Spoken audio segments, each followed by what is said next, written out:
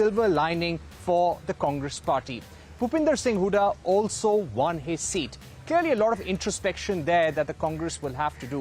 In Jammu and Kashmir, it was a clean sweep in a way for the National Conference and the Congress party in the valley. Yes, the National Conference and the Congress have comfortably won the election in Jammu and Kashmir. Farooq Abdullah has said that Omar Abdullah is all set to be the next Chief Minister of the state. The BJP swept the Jammu region but could not open its account in the Kashmir Valley. Aam Aadmi Party was able to open its account in Kashmir for the first time. So that indeed is important for the India alliance, so to say. Let me go across to our guests right now. We've got Dr. Kaushal Mishra of the BJP joining us. Kartikeya Batra, political analyst, is also with us. Let me go across to Kaushal Mishra at this point. What do you think really worked for the BJP in Haryana this time around? Would you say that the losses that the NDA had suffered in the Lok Sabha elections made the party go back to the drawing board, and somewhere the RSS, the BJP combined, has been able to put its act together to some extent? First of all, every win is a new win, and it gives always a new life to any organization, so the BJP also. So, but the win of Haryana is not only the win of party itself, it is a win of Haryana public. It's the Haryana local leaders, mainly Naib Singh Saini ji, along with the policies of Pradhan Mantri Modi ji, JP Nadda ji, and whole organization is working for the BJP, and the public has given the full support in Haryana. And yes, it's always win is always give a new life. So yes, it's good for us. It is good boost for us, and we are confident that because of our great policies, our nationalistic attitude, our Sabka Saath, Sabka Vikas, Sabka Prayas and Sabka Vishwas policy, double engine Sarkar, all acts together. And most important, the people of the Haryana, we are thankful to everyone whosoever is helped this win. All right, let me also go across to Dr. Kartikeya Batra. Dr. Batra, how do you see this victory for the BJP? It was a narrow margin at the end of the day. The BJP will comfortably form the government with these current numbers. But would you say that the infighting within the Congress, especially between the Kumari Shelja camp and the Bhupinder Singh Hooda camp, both of whom felt that their leader should be the Chief Minister, do you think that has impacted the Congress's results? Thank you, Parikshit. Parikshit, I think that narrow in the sense of the vote share, and I'm glad you brought that up, because in terms of the number of seats, it might look that, there's a 13-seat gap, a 12-seat gap. But in terms of vote shares, it's hardly anything. The BJP is just above the Congress, right?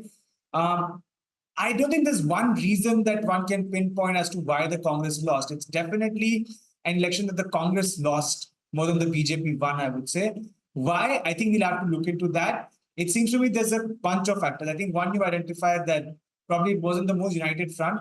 Second was the over-reliance on one sort of community and, the leaders from that particular community. And sort of whenever that happens, there's always a fear that other communities might give you some backlash. In the Lok Sabha election, that was kind of softened because the SC community came towards the Congress along with the Jat community. This time around, it seems that that did not materialize in the way that it materialized in the Lok Sabha election. I also feel that the BJP played its cards really well in terms of tactically attacking certain seats, certain areas. So, for example, in Jat-dominated areas where it knew that it won't win by itself, it played a strategic game by fielding independents and other parties. Look at Sonipat district, for example. Sonipat, Rohtak, Jhajjara seats are areas where the Hooda family dominates. But look at what has happened in Sonipat district. The Congress has lost 4 out of 6 seats, if I'm not wrong. And one of the reasons behind that was that the BJP very tactically supported independent candidates in all these seats and made sure that either the BJP sailed through or on the independent sailed through, denying the Congress a victory. The BJP stuck to its strongholds, which it wasn't expected to, like the GT Road belt. South Haryana has been expected to do well. It has repeated its performance. One should not miss the fact that the Congress has gained hugely in terms of vote share. It's an 11 percentage point gain for the Congress from the last election. But given that Haryana has turned bipolar, it wasn't enough for the Congress to move from 31 to 45, 46. And despite increasing its vote share by 11 percentage point, it has lost to the BJP, which was able to increase its vote share by roughly 3 percentage points, I would say. But its seats improved from 40 to 49 or 50. And that is the new paradigm of Haryana politics, where it's a bipolar polity dominated by the BJP and Congress, which together this time got 80% of the votes, in contrast to the 65% votes that they got together last time. So a lot has happened in Haryana. There's a lot of churning that has happened. The complete demise of the JJP and to some extent the INLD's fortunes. So much to unpack, but here are some of the reasons why the Congress did not do as well. All right, great analysis there, Karthikeyan. Let me also go across to Advocate Arshpreet Khadial at this point from the Congress party. Arshpreet, both good news and bad news for the Congress party. Let me start with Haryana. What is the number one reason or lesson that you can give to us that the Congress is picking up from this election in Haryana? What went wrong? Well, the Bharatiya Janata Party is definitely good at marketing. They tend to market things which they do not even do, they do not even deliver. And on the other hand, the Congress party does not market the things that we have done back in the day. So that's one major difference. That's one USP of the Bharatiya Janata Party, to market, to do branding, to do advertising of the things which they haven't even done, and to propagate it to the fact that the BJP is good at marketing, that has now been said for the last 10 years. The Congress knows that for the last 10, 11 years. But wasn't this a chance? You started off this election campaign for winning the Haryana election with an edge. It was advantage Haryana for the Congress party. But somehow the Congress did not cash in on that advantage. It's always easy to say that BJP is good at marketing, but what is it that Congress could have done better? Well, that's what I'm saying, that the Congress definitely could have done better marketing. Congress definitely could have done better advertising. That's one. Number two, I think at the end of the day, what matters is that the democracy should win. We all saw how there was a delay in the display of the latest trends by the Election Commission, and therefore we had to file a complaint with the Election Commission of India.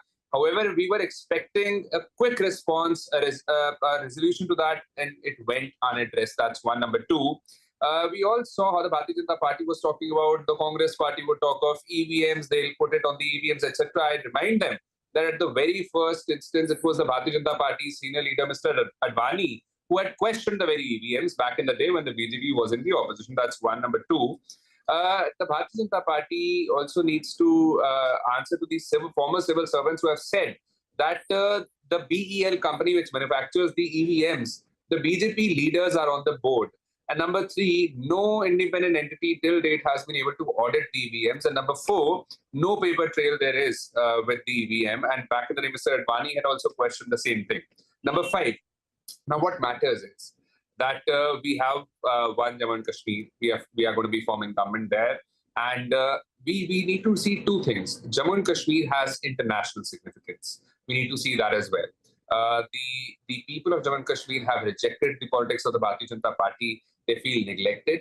They feel ignored. That the Bharatiya Janata Party, let alone talking to us, addressing our grievances, did not even visit us. Mr. Modi, in the last 5 years, visited Jammu and Kashmir how many times? Not more than twice. If I'm not wrong, once. Number two, Mr. Amit Shah back in the day promised after the abrogation of Article 370, terrorism would come to a grinding halt. The people can see that they are a victim to that. It's on the rise. And number three, delay in restoration of statehood, delay in elections, and then the Bharatiya Janata Party's leaders ignoring it. This all became a factor as to why Jammu and Kashmir outspit the Bharatiya Janata Party for good. And Haryana, one important point for Haryana, if I may, Mr. Anil Vij today also said that I should have been the CM face. And back in the day, he said, I should have been the CM back in the day as well of the party because I have the most amount of experience, I'm the most visionary, I'm the tallest leader there is in the Bharatiya Janata Party. And the Kamal that is there in between is now between a tug of war. From one hand, it's Mr. Anil Vij who's pulling it. On the other hand, it's Mr. Saini who's pulling it. And on the third hand, it's Mr. Khattar pulling it. I'm going to request you to hold on to that thought. I'll get a final quick question from the BJP spokesperson. We'll take a break, but then we'll focus on Jammu and Kashmir. You raised some more strong points about J&K. We'll come back to that. But before we take a break, let me put that question to Dr. Kaushal Kant Mishra. Dr. Kaushal Mishra, today the Congress is again saying that there is something wrong with the EVMs. The counting had been slow today.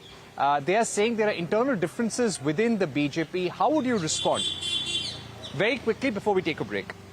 I will respond that Congress is come back to square one only. It already came to the EVM and started questioning on the constitutional authorities, as Congress always do. But in spite of all the negative point whatsoever is told by Congress spokesperson, Haryana government, public has chosen the BJP. This is the reality and this is the truth. And that is why Haryana government is saying Happy Diwali, Happy Durga Puja and Happy Chhath to whole country by making BJP win. In spite of all the negative thoughts, in spite of all the negative publicity all over the globe, what is the cause of this result? The most important is Haryana is made of what you call Jawan, Kisan, Pahalwan, but you use your shoulders for your politics, and that is the main point where you got defeated by the Haryana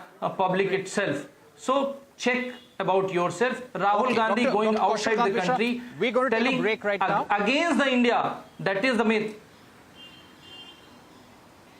All right, we're going to take a break. Dr. Kaushal Kant Mishra, we'll request all our guests, Dr. Kartikeya Batra, Advocate Arshpreet Khadial, to join us. We also have Advocate Sarfaraz Wani joining us. We'll take a break and be right back with the analysis on Jammu and Kashmir. Don't go anywhere. Keep watching CNBC-TV18.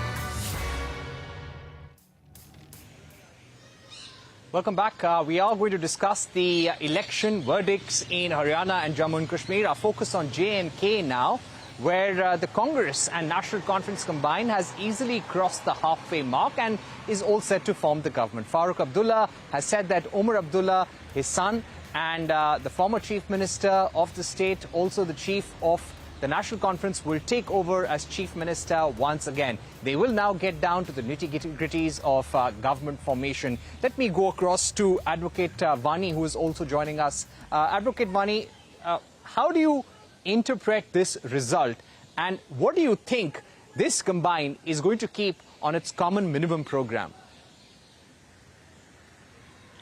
Well, I think this election after 10 years of direct central rule is a big blow to BJP, because all this time BJP has been bashing the regional parties on the pretext that they have done nothing in J&K. Now, after 10 years of bashing by BJP, after all these policies, after abrogation of Article 370, after making us a union territory, at the end of the day, we have the same National Conference and the Congress alliance. So this is a big blow to the BJP first. Second, I think that people have voted against PDP particularly because PDP had an alliance with the BJP when in the erstwhile state, the last government we had. So people have voted against PDP, and that has helped the National Conference, because you see the trend, the seats in the South Kashmir, which were a belt of PDP, be it Anantnag, be it Pulwama, be it Kulgam, they have now all gone to NC. So in a sense, people have voted not only against BJP, but they also voted against the PDP, and this has benefited the NC Congress alliance. All right, let me go also to Arshpreet Khadial of the Congress Party. Arshpreet, do you now believe that Omar Abdullah, number one, will be the Chief Minister of the state of Jammu and Kashmir?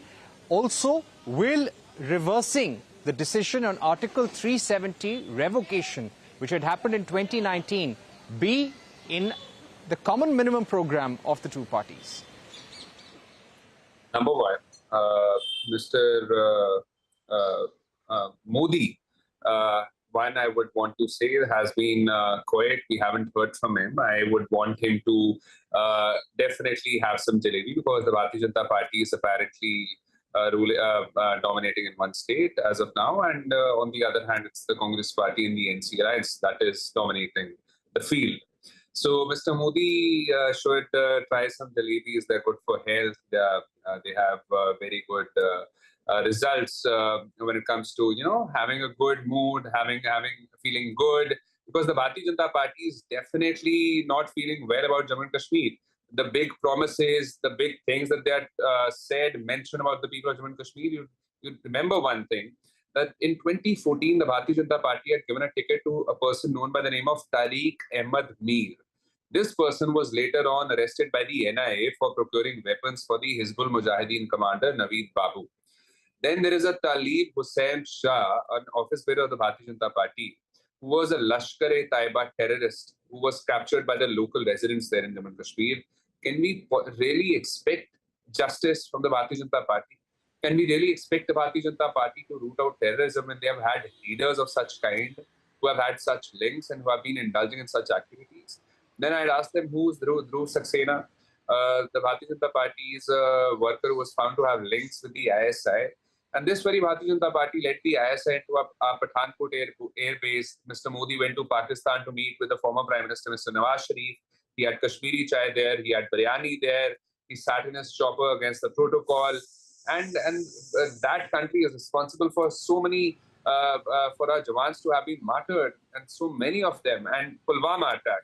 Till date, do we know who was responsible for it? Who was behind it? And the former governor, Satyapal Malik Saab, had very clear allegations to make against the Bharatiya Janata Party. When he was the governor, he said that I was asked for a plane, and if the government had provided our Jawans with a plane, they probably would have been alive. And when I tried to talk to the media about it, the former governor Satyapal Malik Saab said he was asked to be quiet.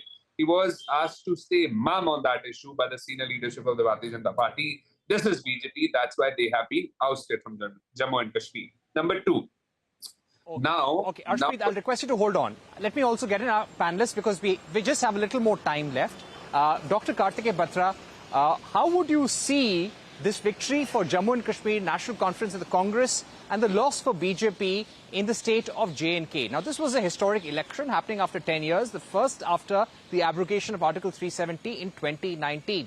Would you say that somehow the people of Kashmir Valley have rejected the policies of the BJP?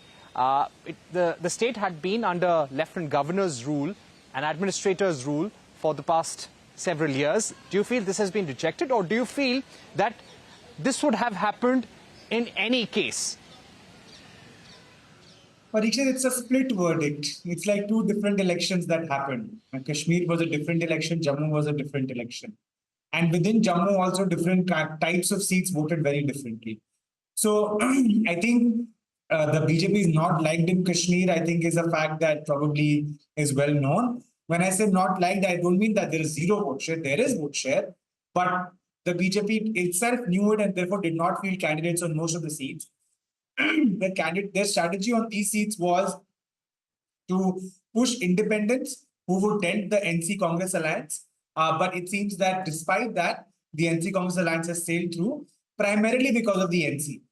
If you look at the performance of the parties across the state, the BJP has swept in the Hindu-dominated seats of Jammu with 29 seats. The NC has swept through the valley with 35 seats and getting 7 in Jammu.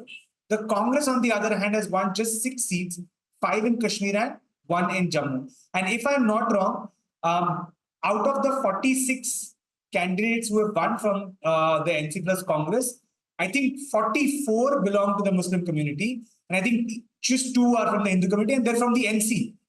So if this government is formed, the representation from Jammu is limited. And within that, the representation from the Hindu community will be very limited. So it will be a very complicated situation because the areas where the Congress was supposed to do well against the BJP in the Jammu region, which are the more Hindu-dominated areas, the Congress has drawn a blank and the BJP has swept those particular regions. So I think this verdict is masking a lot of regional sort of differences in political preferences as far as Jammu Kashmir is concerned. It's not just Jammu versus Kashmir. Even within Jammu, different belts are voted very differently. Let me get in. Okay. All right. Let me get a final word from Dr. Kaushal. Dr. Kaushal, clearly there were certain regional issues, a lot of layers in the Jammu and Kashmir election, and it will take some time to peel them one after the other. But if there was one lesson that you would take from the Jammu and Kashmir election, where the BJP needs to do course correction, what would that be? I think Jammu Kashmir is not an issue of election win or defeat. It is an issue for ideology for the Bharatiya Janata Party, and we win in that because after the abrogation of Article 370, in spite of all the odds, do you know what is the percentage of voting? 88%, maximum to minimum is 41%. Which was less than 20-25% when there was Article 370 was in place. So it is our win. It is our win when there is 2 crore tourism is there. It's our win if there is G20 successfully performed in the Jammu Kashmir. So for Congress and for others, Jammu Kashmir may be the issue of election. For us, it is not an issue of election. It is an issue of nationalism.